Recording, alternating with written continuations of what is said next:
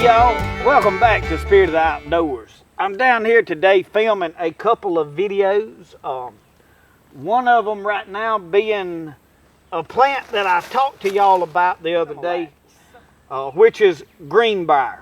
I ran across this studying, reading through this book right here, and y'all, this is quickly becoming one of my carry around field guides basically. I really like the Peterson's field guides, but this right here, and these are regional. This is the Southeast medicinal plants. They have them for all the regions as far as I know. I'll put this book, I usually try to put several books in the description in my videos so you can link it, and then you can go to Amazon and order it through that link, and it helps me out a little bit when you buy it through that link. Anytime they stuff in my videos that I link, if you want it, now I'm not just trying to get you to just buy stuff. Don't buy nothing you don't need or don't want. But if you are going to buy it, if you buy it through my link, it helps me a little bit. I get a small percentage or commission or whatever, and it ain't a whole lot, but every little bit adds up. But I was reading through this book, and I'll use Post-it notes usually to mark what I am studying, and it's called sarsaparilla, but it is Smilax, which is what we know as Greenbriar. And I was doing some reading on several different plants, just going through, and this is basically Greenbriar. And I have done pull one up while I was out here, but I'm going to cut a small piece off so you can see. You see, these Greenbriars, sawbriars, a lot of people call them. I'll get up here, take the camera, and get you some really close looks at it. But it's a very woody vine, briars on it, stick you. But what I'm after is the roots of this plant. So what I want to do is I'm going to read a little bit about this plant. It talks about how to identify, tells you right off the bat, the parts used is the root, where and when to wildcraft. It tells you where it's grown, which is basically along the edges of any of these trails and the edges of woods where you got field or whatever, and then you start into shade, they'll grow up in there. And then if you've got open places like through this canopy right here, this is probably 10-year-old growth that's in this area of woods. So as spots of light starting to come down in there, and but it's short trees, and there's a lot of vines, and there's a lot of this briar in here around, all the way around this. So I have an abundance of it. So that was one of the reasons I got interested and wanted to learn about it. So let me just read here just for a second about this plant. Medicinal uses. Sarsaparilla is the poster child for herbal category of blood cleansers. It is a slow, gentle tonic herb. Taken over time, can have a powerful effect on cleansing the body of toxins, while also having the added benefit of reducing inflammation. This makes a great herb for healing the gut, treating chronic joint pain, and chronic skin conditions. It even has a place in Lyme disease protocols, whether this is from antimicrobial effect or a beneficial effect on the gut, or as a general anti-inflammatory and blood cleanser, is still up for debate. One of the early uses of this plant by Europeans was to treat syphilis. Though it's not used that way now, it's interesting to note that the pathogen behind Lyme disease is spirochete, the type of bacteria that causes syphilis. In holistic herbal medicine, both chronic skin diseases and arthritic conditions are treated by clearing the body of toxins that might be gumming up the works.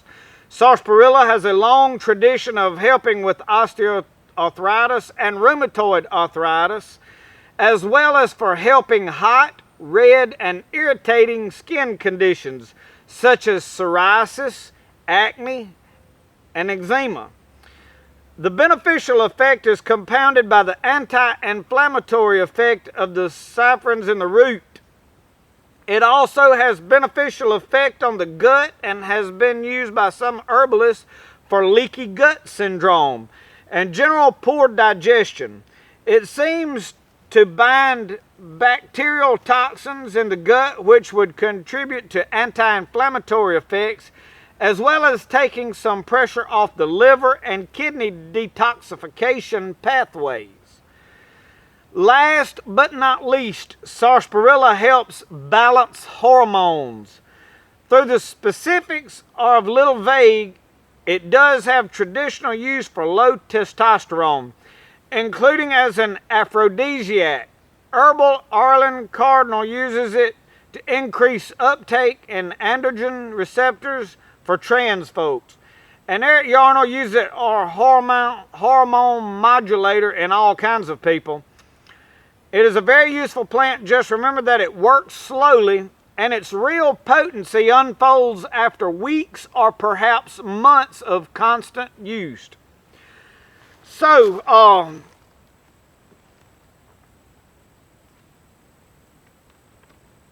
this is a plant, and I'm not sure, I haven't read a lot on how to use it, but you use the root. So what I'm going to do today is I'm going to harvest some root, and I'm going to dry it, and then I'm going to pound it up into like a pulp, and I'm going to make some tincture out of it.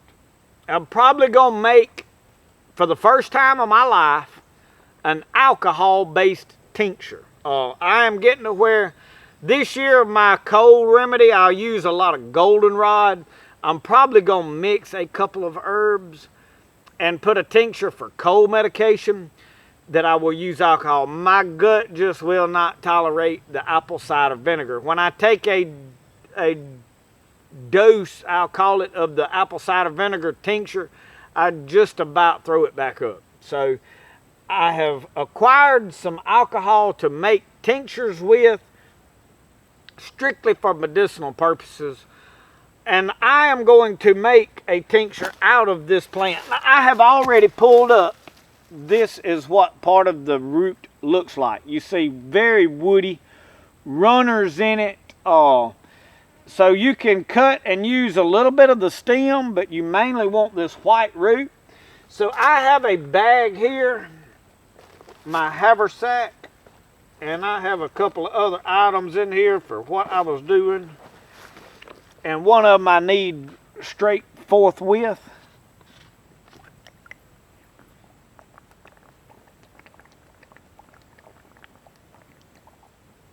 Y'all, in this hot weather, the Grail is an ideal thing, because if I drink all my water, all I got to do is stop by some water and press it, and I can pre-filter it with this rag.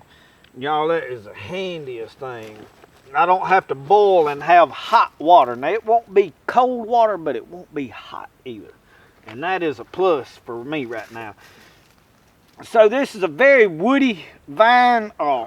I'm going to cut it into some smaller sections and put it into my haversack right here. I'm going to get me a pretty good bit of it. So I'm going to bring you over here, show you this plant, and then we'll harvest it. Okay, this is Smilax. You see the waxy leaves right here on this. Very woody vine. And I'll get a couple of different angles of it. Now you see right here all of these vines. I mean, they are thorns on them. Most of you know this greenbrier. Now you see this grows vine. Ow. See, I just got stuck. All the way up into this tree. And a lot of times you'll find some small berries on it. I don't see one right here in the immediate vicinity that has the berries, but a very woody vine, and you can follow those vines all the way down to the ground.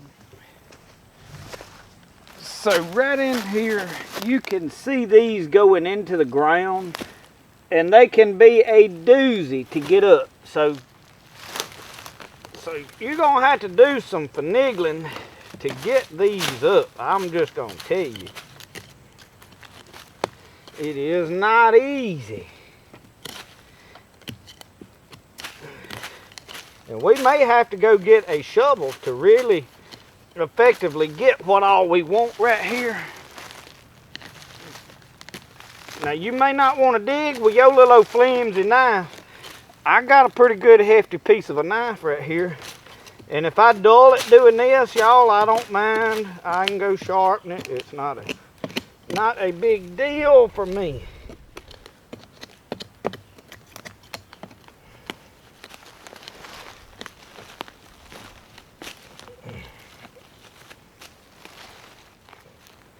All right, we about to get it. We're gonna get it.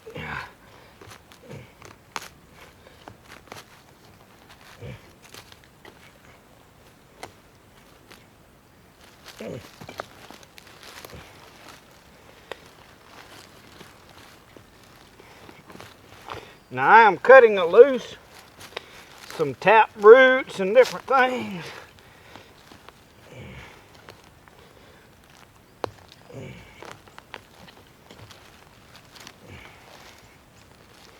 I adjusted the camera for you a little bit, y'all. The camera I'm filming with today has a very small screen on it. It's hard for me to tell what's really on it. All right, now.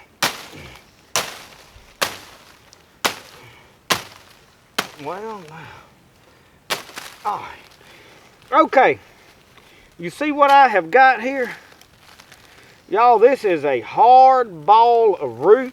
We'll take this back to the house right here and wash it. All right, y'all, put my knife up.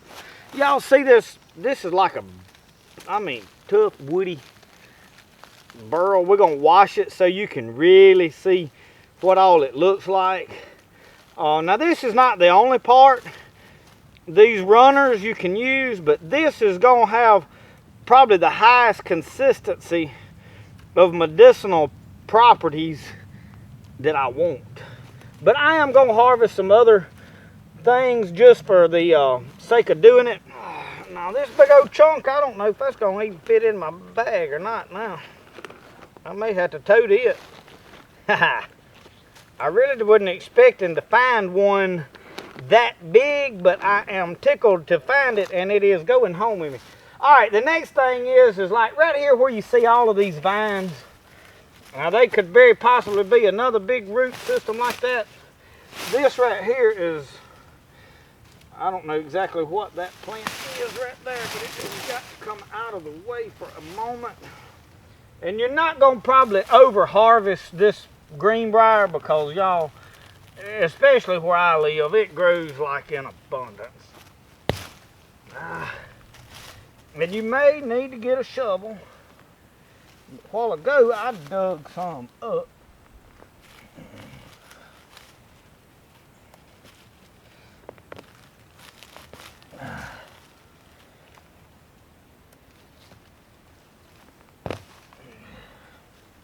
May not be able to get any right here.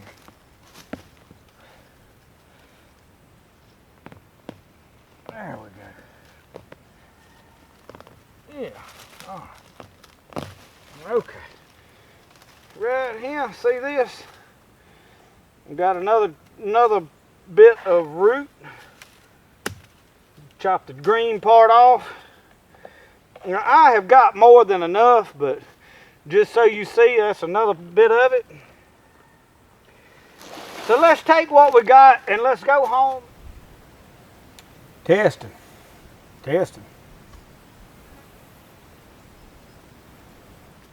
All right, well I got my bag on, got my knife. I need to wipe my knife off some.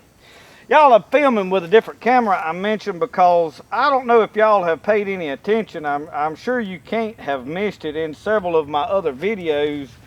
The constant ringing and screaming sound in the background that the iPhone picks up.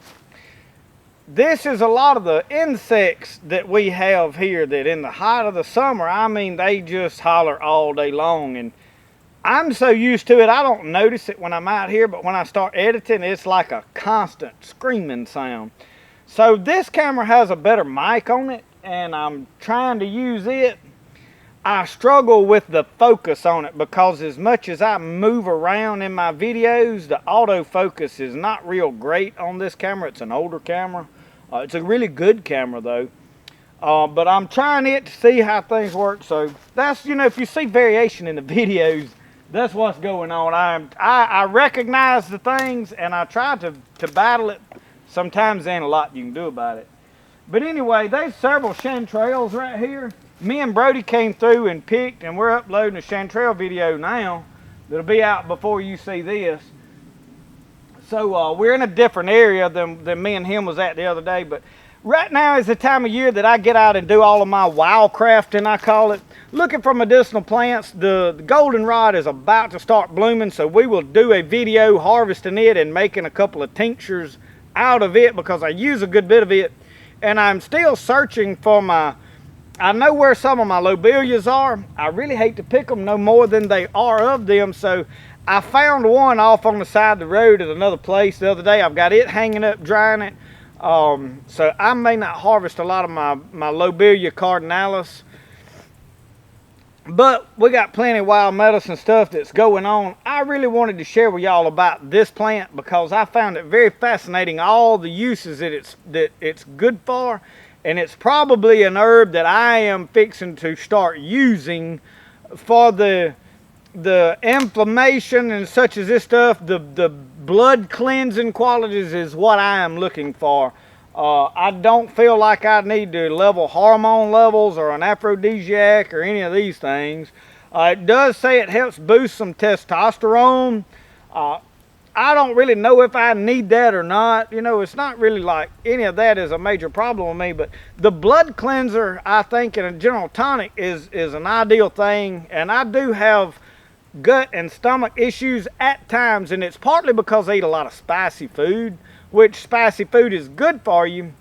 But we're going to try this a while, see how it works. But anyway, let's go around. We're going to look, see what else we can see. Now, y'all, this right here, this is wrinkle leaf goldenrod, known as Solidago rugosa. It stays very short. One slender stem will bloom out. I know 3 or 4 different Solidagos here. I have Canadensis and Altissima and Rugosa, the 3 that I know for a fact. The Canadensis will bloom first, and then the Altissima, the top branches out on Altissima more. All of them have the same medicinal qualities though. Y'all, this is bone set. I have an abundance of bone set. I have already put up all the bone set that I'm going to fool with. But while I'm right here, you see the top of this Greenbriar shoot where it is very tender at the top. Y'all, this is an excellent to forage. I'm checking it to make sure there ain't nothing been on it that I don't want to eat, but it is very good. Take this right here, that top shoot. Man, it is a fine. Here's another one right here. Young tender shoots. Now I do not know if these top shoots have any medicinal qualities whatsoever, but they have a really good flavor and I really like them. As far as one of the things that I just come out here and pick and eat, this is it.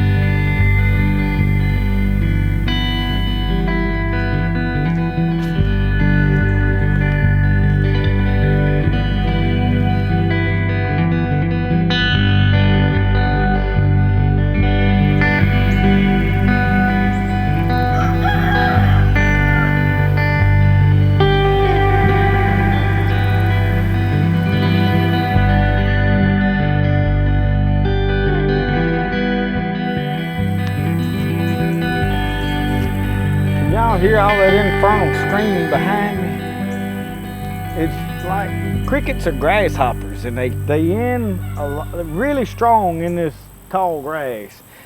And it's almost deafening right here to me. I know on that camera it is picking it up.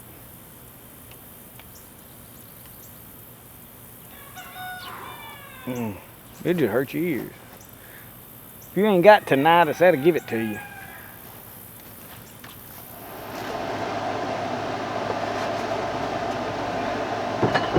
Y'all, it is hot.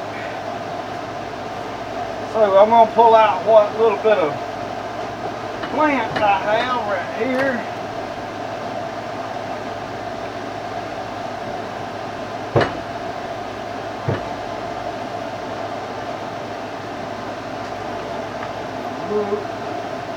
I done got it all nasty.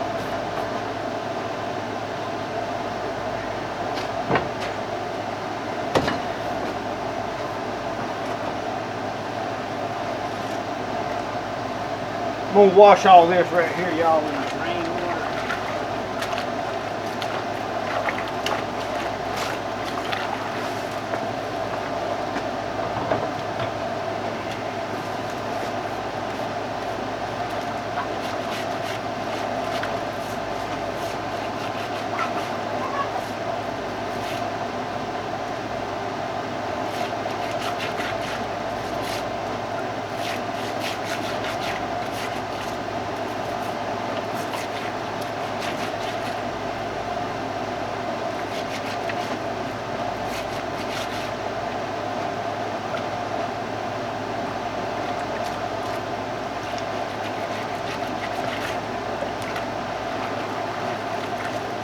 Y'all, I'm not going to get it absolutely spotless because there is still a lot of prickles on it.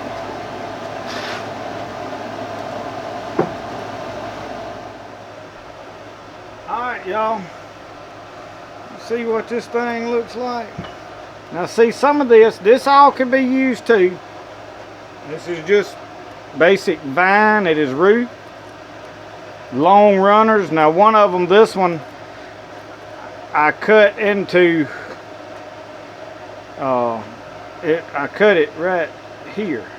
So it was this long and I cut it. But this, and see, it has prickles on this root. So you know you got the right thing. But have y'all ever seen one look like that? I really can't tell you that I have ever seen this part of the root of a greenbrier. See, I did get the fan cut off. It's mighty hot there to be cutting the fan off.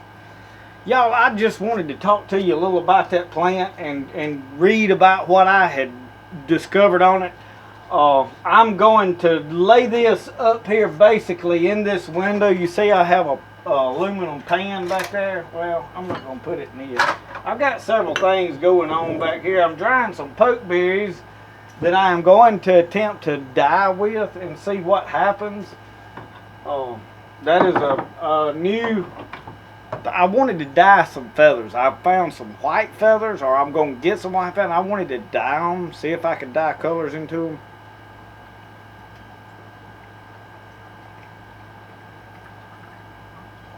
Man, y'all.